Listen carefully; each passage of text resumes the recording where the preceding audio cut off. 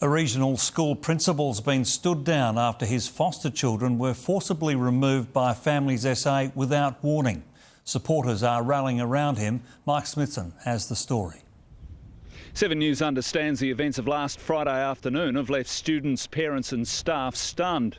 For legal reasons, we can't identify the school, but we've been told the principal and his wife are considered pillars of the community and claim they've been falsely accused of an abuse scandal. The principal reported for normal duties this morning. By late this afternoon, he was suspended for 5 days.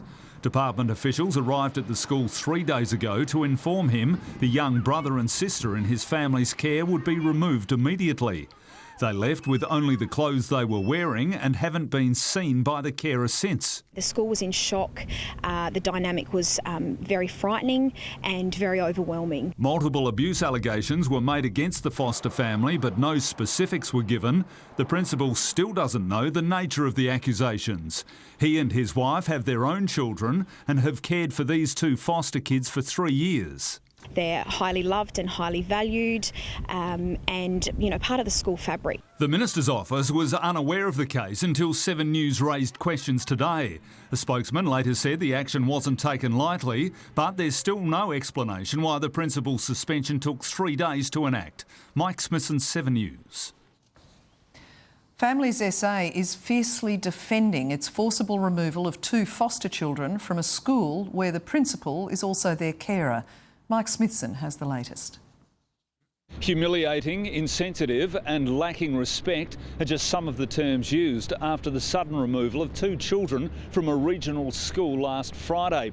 Many say that a planned after-hours visit to the principal's home instead of a spectacle in front of devastated staff and bewildered students would have been far better. It's yet another case of damage control for Families SA. Its official charter demands respect and cooperation with foster carers in any situation. We work with the school and... They didn't know Families SA was coming? I'm talking in general matters here. Minister Jennifer Rankin says it's inappropriate for her to comment at this stage. The Minister has lost the right to hide behind the shield of secrecy. The principal, who says he and his wife have been falsely accused of abuse, still hasn't been informed about the nature of the allegations. 7 News understands he has an impeccable record over almost 2 decades. It is not the role of the department to humiliate its foster parents. Can you see how it could have been humiliating for him?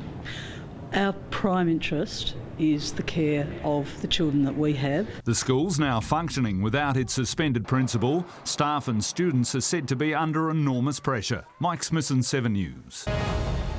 Good evening. The principal, who had his 2 foster children seized during school hours in front of shocked staff and students, has broken his silence. He and his wife say they're gutted by Families SA's tactics, claiming their family's been torn apart. For legal reasons, 7 News can't reveal the principal or the school. After 17 years in the top job, he says he wasn't afforded much courtesy. I've been a principal for a long, long time and I've worked in quite a number of schools. It's humiliating in terms of my credibility at school and in the workplace. Last Friday, Families SA staff arrived unannounced at the regional school and removed the foster children without explanation. I have no idea what I'm accused of. There was nothing we could do for the children. The children looked shocked and puzzled. I'd like to think there was nothing malicious or deliberate in it. The principal and his wife have cared for the young brother and sister for 3.5 years, but now have no idea where they are.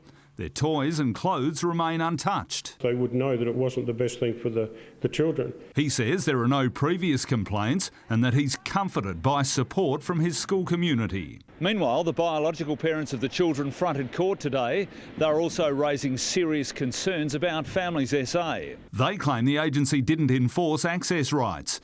That may have led to the fiasco in the first place. We're here today to see if we're going to put an application towards the court to have further access granted for these children. We're also looking at reunification as a possibility, and we're looking for a little bit of justice. Mike Smithson, 7 News.